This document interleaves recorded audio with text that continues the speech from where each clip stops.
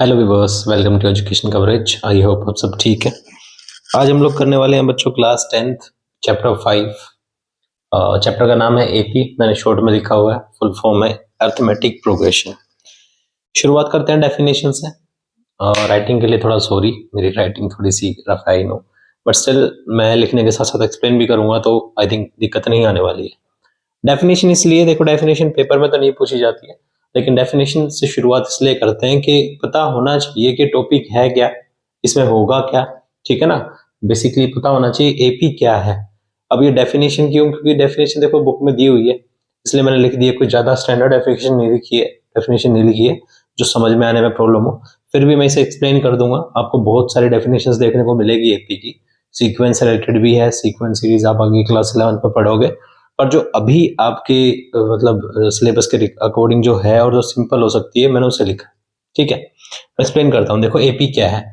It's a list of number in which each term is obtain by adding a fix number two the preceding term. ये line बाद के लिए छोड़ देते हैं। मतलब ये बोल रहा है कि एपी क्या है ना, एक लिस्ट ऑफ नंबर है, मतलब एक तरह से नंबर की लिस्ट है। उसमें क्या होता है, हर एक टर्म हमें कैसे मिलती है, ईच टर्म इज ऑब्टेन, जिसमें हर एक टर्म मिलती है कैसे, by adding a fix number two the preceding term. ये प्रीसीडिंग टर्म क्या होता है, प्रीसीडिंग टर्म होता है जो टर्म पहले आई है। ठीक है ना, अभी मैं एग्जांपल दूंगा तो वो अच्छा समझ आएगा। जो प्रीसीडिंग टर्म वर्ड है यहाँ पे, वो क्या है कि वो टर्म जो एक टर्म से पहले आई हुई है, वो वाली। ऑब्टेन मतलब मिलना हो गया। ठीक है, आई थिंक इसमें और कोई नंबर ऐसा वर्ड नहीं होना चाहिए जिसमें आप कंफ्यूज हो, बट फिर भी मैंने बता दिया है। जिसमें क्या होता है, हर एक टर्म हमें कैसे मिलती है, पिछली वाली टर्म में कुछ ऐड करके हमें एक नई टर्म मिलती है। इस तरह की लिस्ट को हम एपी बोलते हैं। Term except the first term, ये बहुत जरूरी है कि हमें मतलब हर एक टर्म मिल रही है लेकिन फर्स्ट टर्म नहीं मिल रही है। फर्स्ट टर्म हमें एपी की पता होनी चाहिए, वहां पे गिवन होनी चाहिए कि एपी की फर्स्ट टर्म क्या है, एपी स्टार्ट कहां से हो रही है। वो हमें क्वेश्चन में गिवन होगा या हमारी एपी में गिवन होगा। आगे की एपी हम खुद फाइंड कर सकते हैं। ठीक है, मतलब स्टार्टिंग पता होनी चाहिए। जैसे मैं एग्जांपल देखो आपको देता हूँ। मान लो एक मेरे पास लिस्ट है लिस्ट मैंने ली जिसमें स्टार्टिंग है 3। ठीक है, ये मेरे को एक नंबर दे दिया 3। अब मैं बोलता हूँ इसमें 2 ऐड कर लो आप। +2 किया, 5 आया। फिर आप उसमें भी 2 ऐड कर दो, +2 करोगे 7 आएगा। उसमें आप +2 ऐड कर दो, उसमें किया तो 9 आ गया। उसमें आप +2 करो 11। सो ऑन, आप जितना चाहो उतना कंटिन्यू कर सकते हो। इसमें क्या हो रहा है देखो ध्यान से, फर्स्ट नंबर को मैंने ऑब्टेन नहीं कराया, वो गिवन था। फर्स्ट नंबर को मैंने ऑब्टेन नहीं किया, मतलब फर्स्ट नंबर मैंने नहीं निकाला, वो दिया हुआ था। मैंने सेकंड नंबर फाइंड किया। कैसे फाइंड किया, 2 प्लस करके। थर्ड नंबर फाइंड किया। कैसे फाइंड किया, सेकंड वाले में 2 प्लस करके। थर्ड कैसे फाइंड किया, उससे पहले वाले में 2 प्लस करके। 11 कैसे आया, उससे पहली वाली टर्म में 2 प्लस करके। तो बेसिकली ये क्या बन गई, एक लिस्ट बन गई। एक ऐसी लिस्ट बन गई जिसमें क्या होता है, आगे वाली टर्म, जो टर्म हम फाइंड कर रहे हैं, वो टर्म कैसे आती है, उससे पहले वाली टर्म में कुछ प्लस करके। इसी को एपी बोलते हैं। ठीक है ना, आई होप क्लियर हो गया होगा कि जिसमें हम एक नई टर्म कैसे निकालते हैं, उससे पिछले वाली में कुछ ऐड करके। कुछ भी ऐड करना पड़ सकता है आपको। ठीक है, कुछ भी नंबर आप ऐड करो इसमें, जो नेक्स्ट नंबर आएगा वो एक मतलब नई टर्म हो जाएगी। उसमें कुछ ऐड करोगे, नई टर्म हो जाएगी। बस कंडीशन यही है, जो आपने ऐड किया है यहाँ पे +2, ये सेम रहेगा, ये चेंज नहीं होगा। यही होती है एपी। आई होप समझ आया होगा। इसके कई सारे एग्जाम्पल्स है। अब इसमें बच्चे कंफ्यूज ये रहते हैं। देखो मैं एक और एग्जाम्पल देता हूँ। 10 है, उसमें मैंने क्या किया, -2 किया, 8 आया। उसमें मैंने क्या किया, -2 किया, 6 आया। उसमें -2 किया, 4 आया। इस तरह से मैं माइनस करता जा रहा हूँ। अब बच्चे बोलते सर डेफिनेशन में तो लिखा है एडिंग फिक्स्ड नंबर। तो देखो बच्चों, ऐसा हो रहा है कि हम कर तो ऐड ही रहे हैं, पर ऐड क्या कर रहे हैं, ऐड हम जो है ना -2 कर रहे हैं। ऐसे हो रहा है। 10 में मैंने -2 ऐड किया है, तो प्लस माइनस माइनस कितना आ गया, 8 आ गया। इसीलिए जो नेक्स्ट टर्म आई थी वो 8 आई थी। ठीक है ना।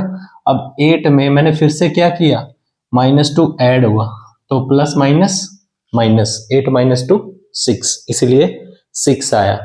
तो आप ऐड भी कर सकते हो, सब्ट्रैक्ट भी कर सकते हो, लेकिन डेफिनेशन में एडिंग ही रहेगा। वो इसीलिए रहेगा क्योंकि मैं कर तो ऐड ही रहा हूं, बस उसके आगे नेगेटिव लगा हुआ था, इसलिए वो प्लस माइनस माइनस हो गया। तो एक फिक्स नंबर चलता जाएगा और नई नई टर्म्स आती जाएंगी, उसे बोलेंगे एपी। ये भी एपी है, ये भी एपी है। हाँ, एक और चीज, जैसे मान लो मैं लिखता हूं 2 2 2 2 एंड सो ऑन। यहाँ क्या हो रहा है, अब कहने को तो यहाँ पे सेम ही नंबर है, लेकिन मैं ये बोल सकता हूँ मैंने इसमें 0 प्लस किया है, मैंने इसमें भी 0 प्लस किया है, इसमें भी 0 प्लस किया है, एंड 0 इटसेल्फ अ नंबर। तो डेफिनेशन सारी चीजें फॉलो कर रही है डेफिनेशन के अकॉर्डिंग, ये वाली लिस्ट भी। इसमें जो नेक्स्ट नंबर आ रहा है वो पिछले वाले टर्म्स में कुछ ऐड करके ही आ रहा है ना। हमने 2 में 0 ऐड किया तो 2 आया, उसमें 0 ऐड किया तो 2 आया, तो डेफिनेशन को फॉलो कर रहा है, इसीलिए ये वाली लिस्ट भी क्या है, एपी है। तो आई होप क्लियर हो गया होगा एपी क्या है। देखो समझना जरूरी है, बच्चों को ये लगता है कि सिर्फ क्वेश्चन कर लेना, सीधा डायरेक्ट एक्सरसाइज में चलते हैं, डेफिनेशन में इसमें क्या है, जब तक आपको दिमाग में ये चीजें बनेंगी नहीं ना एपी है क्या और इसे कैसे करना है, तब तक कोई फायदा नहीं है, ठीक है ना। इसलिए इसे समझना जरूरी है। अब बात करते हैं आगे, इसे एक्सपेंड कैसे करेंगे। तो चलो अब डेफिनेशन के बाद देखते हैं कुछ स्टैंडर्ड रूल्स एपी के।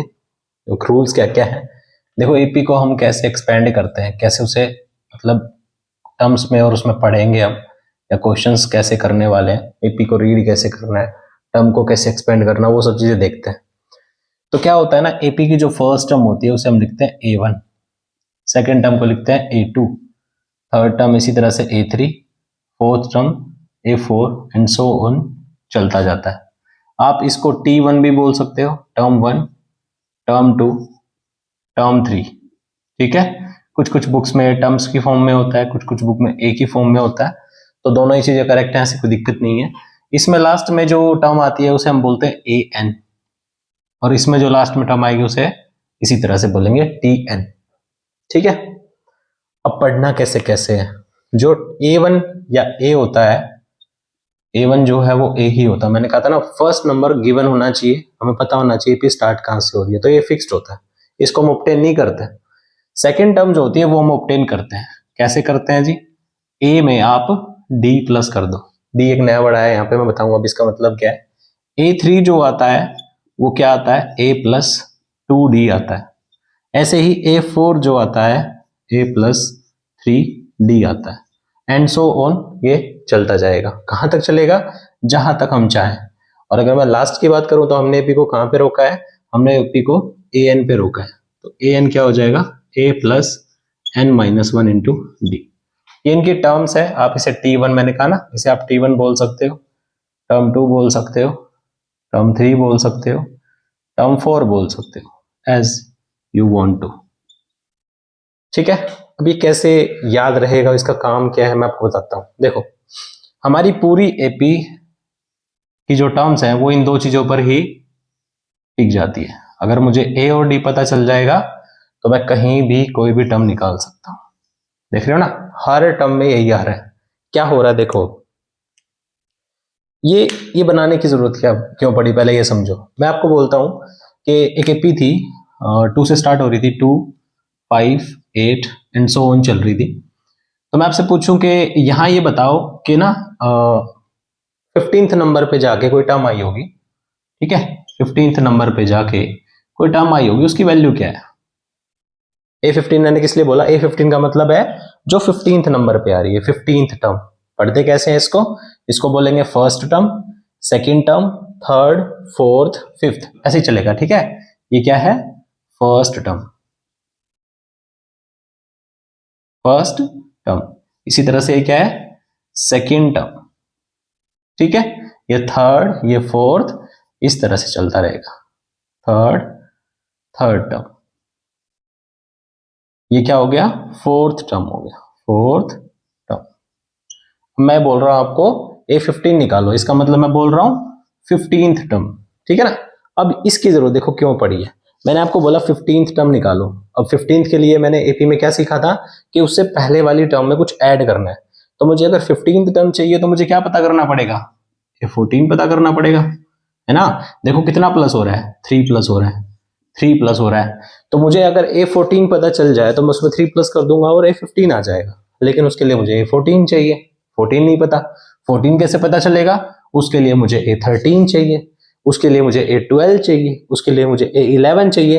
तो इस तरह से करते करते मुझे वापस यहाँ आना पड़ेगा, जो टर्म मुझे पता है, जो टर्म मुझे एपी में गिवन है और इतना हम लोग कैलकुलेट नहीं करते हैं। ये तो मैंने 15 का एग्जांपल लिया है, it can could also be 25। ये आपसे A25 पूछ सकता था, A25 बताओ, तो वहां ये काम आता है। देखो अब इसे कैसे करते हैं। सबसे पहले इसे पैटर्न समझो, इसका क्या है। A1 जो है वो A है, first term is A, second term is A plus D। D4 इसकी फुल फॉर्म में आता है कॉमन डिफरेंस, CD बोलते हैं इसको, कॉमन डिफरेंस। ये क्या होगा, कॉमन डिफरेंस। ये CD क्या है, कॉमन डिफरेंस। अब देखो यहां क्या कर रहे थे हम, 3 3 प्लस करते जा रहे थे ना, तो जो ये नंबर हमने प्लस किया है ना, यही हमारा D है। ठीक है, तो मुझे कोई भी टर्म चाहिए, जो भी टर्म मुझे चाहिए, मान लो मुझे, देखो क्या चल रहा है यहाँ पे, A2 चाहिए था, तो A प्लस D, यहाँ पे 2 है ना, इसमें से एक नंबर कम कर दो, A प्लस 1D हो गया। यहाँ पर क्या है, 3 है, A प्लस 2D, मतलब जितना नंबर यहाँ पर है D के साथ में उतना ही एक नंबर कम लेना है। यहाँ पर 4 है तो D के साथ में क्या लेना है, 3 लेना है। हर बार ऐसे ही एक नंबर कम करना है। यहाँ पर आ जाओ, मैं आपसे पूछता हूँ, अब बताओ A25 क्या आएगा। A25 आएगा सर, A तो फिक्स्ड है, देख रहे हो सब में A ही चल रहा है लास्ट तक A, तो ये तो आएगा ही। प्लस यहां क्या आएगा, जितना नंबर ये है उससे एक नंबर कम, 24D। रीजन बता देता हूं, देख लो, ये है 0D, यहां पर 1 था, 1 में से 1 माइनस करूंगा तो 0D। ये एक पैटर्न मिल गया हमें, इंक्रीजिंग ऑर्डर में ही चल रहा है, हर एक में A फिक्स्ड है, और ये आ रहा है यहां जितना नंबर उससे एक नंबर कम। क्यों हो रहा है एक नंबर कम, क्योंकि स्टार्टिंग वाला 0 से स्टार्ट हुआ है। 0 से स्टार्ट क्यों लिया है, क्योंकि हम फर्स्ट नंबर को ऑब्टेन करते नहीं है, हर चीज कनेक्टेड है, लेकिन मैं उतना डेप्थ में बात नहीं करूंगा, ठीक है ना, वीडियो ज्यादा लंबी हो जाएगी। ये जो टर्म्स है सारी की सारी कनेक्टेड हैं, ये पैटर्न इसी के ऊपर बेस्ड है, जो मैंने ऊपर बताया था कि हर एक टर्म में कुछ ना कुछ प्लस करके आएगा। अब मेरे पास इतना टाइम नहीं है कि मैं A25 के लिए 24 निकालूं, 24 के लिए 23 निकालूं, ऐसे तो बहुत सारी टर्म निकालनी पड़ेगी, और बहुत सारी क्या, सारी की सारी AP ही फाइंड करनी पड़ेगी, तो उतना नहीं होता। मुझे बस क्या करना है, A25 के लिए क्या चाहिए, A प्लस 24D, तो मुझे A की वैल्यू चाहिए, D की वैल्यू चाहिए, I simply put the values at here and answer आ जाएगा। ठीक है, सिर्फ मुझे वैल्यूज निकालनी है। A और D कैसे निकलेगा वो मैं अभी बताऊंगा बाद में, लेकिन अगर मुझे सिर्फ A और D पता चल जाएगा तो A25 आ जाएगा। A25 क्या, आप कोई भी टर्म निकाल सकते हो, लेट से आपको निकालना है A30 निकालना है, एग्जाम्पल ले लिया A30। अब मैं इसको बोलूंगा बच्चों को कैसे निकलेगा, तो इसे एक्सपेंड कर देंगे, A प्लस 29D, आप A रखो D रखो, टर्म की वैल्यू आ जाएगी। तो इसमें आपको क्या है, उससे पहले वाली टर्म की वैल्यू की कोई जरूरत नहीं है, बस आपको A चाहिए और D चाहिए। तो ये इसी तरह से चलता जाता है, और ये जो मैंने लिखा है ये क्या है, TN क्या होता है, लास्ट टर्म, लास्ट टर्म। ठीक है, TN क्या होता है या AN क्या होता है, लास्ट टर्म। ये भी इसी के ऊपर इसी पैटर्न को फॉलो करता है। A तो आएगा ही स्टार्टिंग में, A आ गया, यहां जो नंबर होता है N उससे एक नंबर कम, N-1 आ गया, और पीछे क्या था सबके साथ, D आ रहा था तो D ले लिया। तो ये डिफरेंस किस लिए यूज किया हमने, ताकि हमें अगर AP की कोई टर्म निकालनी है तो हमें उससे पिछले वाली टर्म की वैल्यू ना निकालनी पड़े, हम उसे डायरेक्टली सोल्व कर सके। उसके लिए क्या चाहिए, तो मुझे AP की कोई भी टर्म अगर निकालनी है तो मुझे बस A और D का पता चल जाए तो मैं कोई भी टर्म फाइंड कर सकता हूँ। AN क्या होता है जी, AN होता है last term, last term of the AP। सबसे लास्ट में कौन आएगा, AN आएगा, ये हम एज्यूम करके चलते हैं। बीच में कोई भी टर्म मुझे एक्सपेंड करनी है तो मैं इस फॉर्म में एक्सपेंड कर सकता हूं। ठीक है, अब आगे देखते हैं कॉमन डिफरेंस कैसे निकालेंगे और बाकी चीजें। स्टैंडर्ड टर्म्स हमने देख ली हैं AP की। अब देखो मैं बताता हूं आपको थोड़ा सा AN के बारे में।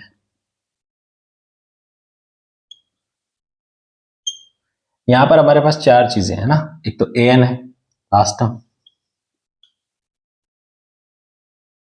एक A है हमारे पास first term,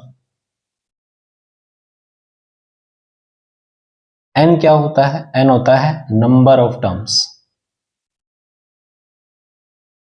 number of terms in AP, और D क्या होता है, कॉमन डिफरेंस, CD, है ना। तो बेसिकली इस एक्सप्रेशन में, इस इक्वेशन में मेरे पास चार चीजें हैं, आई हैव 4 एलिमेंट्स और ऑब्जेक्ट्स और थिंग्स। उनमें से कोई भी अगर मुझे 3 चीजें पता हो तो मैं फोर्थ वाली फाइंड कर सकता हूँ। जैसे नॉर्मल इक्वेशन को सोल्व किया जैसा, ठीक है, मुझे A पता है, N पता है, D पता है, तो AN ऑटोमेटिकली आ जाएगा कैलकुलेशन करने के बाद। तो इसके ऊपर बेस्ड हमारे पास फर्स्ट एक्सरसाइज में क्वेश्चन होंगे, इसलिए मैंने फॉर्मूला लिखवा दिया है। मैं एक एग्जांपल दे देता हूं आपको। लेट्स से कि मेरा a जो था वो 2 था, n जो था वो 15 था, तो मैंने n की जगह पे 15 रख दिया, एंड d वाज 3। तो मेरी जो लास्ट टर्म आएगी AP की वो आएगी ये 14, ठीक है। 14 3 जा हो जाएगा 42 और ये आ गया 44। Means 44 will be the last term of that AP, जो मैंने AP मतलब जिसका AP का मैंने A और D चूज किया है उसमें। तो 44 क्या होगा, will be the last term, value of the last term, ठीक है ना। ये लास्ट टर्म की वैल्यू होगी 44। तो ये यहां पर डिपेंड करेगा कि टर्म्स कितनी है और A की वैल्यू क्या है और D की वैल्यू क्या है। अब A और D में बात कर रहा था, A और D हम कैसे निकालेंगे वो देखते हैं। A और D हमें निकालना कैसे है, देखो मान लो हमें कोई AP दी है, AP दे रखी है, जैसे हमें एग्जांपल लिया था हमने 3 वाला एग्जांपल लिया था, 2 वाला लिया था, तो मैं भी एक एग्जांपल ले रहा हूं फिर से, 4 से लिया है, 4 7 10 एंड डॉट डॉट डॉट। तो देखो A कैसे फाइंड करना है, A इज द स्टार्टिंग में क्या है 4, तो A इज 4। D क्या होगा, D का जो फॉर्मूला है या CD, मैं D लिखूंगा शॉर्ट में और बुक में भी हम D यूज करते हैं, इसलिए आप लोग ध्यान रखना। D क्या होगा, D होगा A2 minus A1, A2 minus A1। Second term में से फर्स्ट टर्म को माइनस करना है, second term is 7, first term is 4, 7 minus 4 is 3, तो कितना आ गया 3 आ गया, ठीक है। ये हमारा D है, और AP का A और D अगर मुझे पता चल गया तो मैं बाकी की कोई भी टर्म निकाल सकता हूँ, ठीक है। ये क्लियर हो गया। A कैसे फाइंड करना है, स्टार्टिंग टर्म, D कैसे आइडेंटिफाई करेंगे, कैसे चूज करेंगे, second term minus third term. ये जरूरी नहीं है सेकंड करो, आप थर्ड में से सेकंड भी माइनस कर सकते हो, और A4 में से A3 माइनस कर सकते हो, A5 में से A4 माइनस कर सकते हो, आपको जो भी टर्म करनी है। बस ये ध्यान रखना कि जो टर्म चूज कर रहे हो माइनस क्या करना है, उससे प्रीसीडिंग टर्म जो है उसे माइनस करना है, आगे वही टर्म रहेगी फिफ्थ, पीछे फोर्थ रहेगी। अब है हाउ टू चेक AP। हम ये कैसे चेक करेंगे किसी सीक्वेंस को कि वो AP है या नहीं, ये क्वेश्चन हमारे फर्स्ट एक्सरसाइज में है सारे, और आपको पता होना चाहिए इसके बारे में। तो चेक करने का क्या तरीका है, हम D ही चेक करने वाले हैं, कॉमन डिफरेंस चेक करने वाले हैं। मान लो आपको एक एग्जांपल दिया है 3 7 10 और 14 दे दिया, ठीक है ना।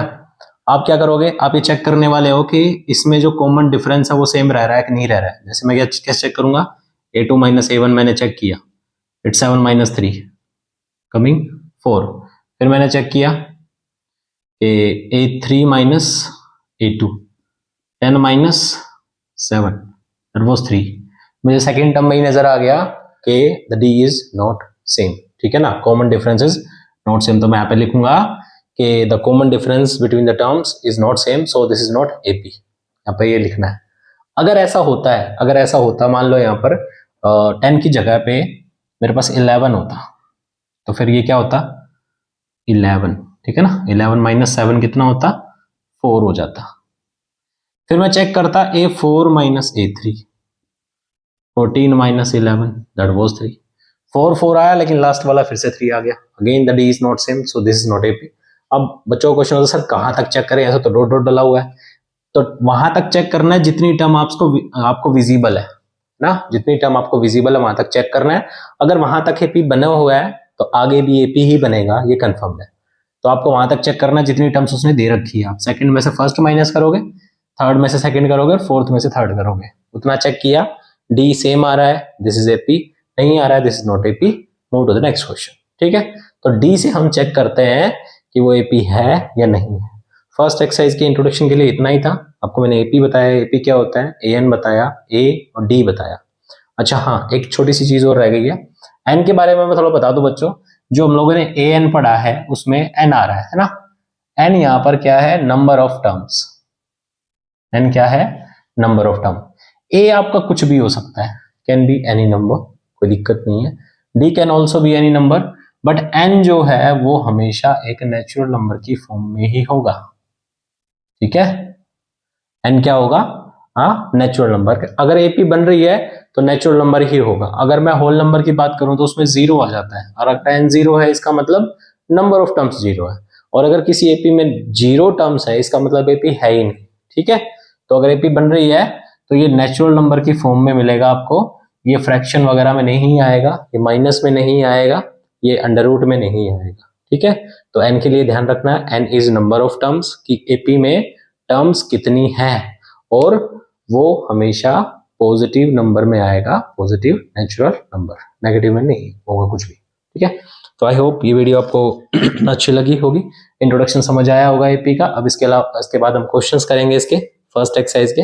अब क्वेश्चंस में दिक्कत नहीं आएगी क्योंकि जो बेसिक था मैंने पूरा बता दिया। ठीक है, स्टिल कोई डाउट रहता है तो आप कमेंट सेक्शन में बता सकते हैं। I hope you like the video, तो please hit the like button, share the videos to friends, and अगर आप चैनल पर नए हो तो चैनल को सब्सक्राइब कर लीजिए। Thank you so much.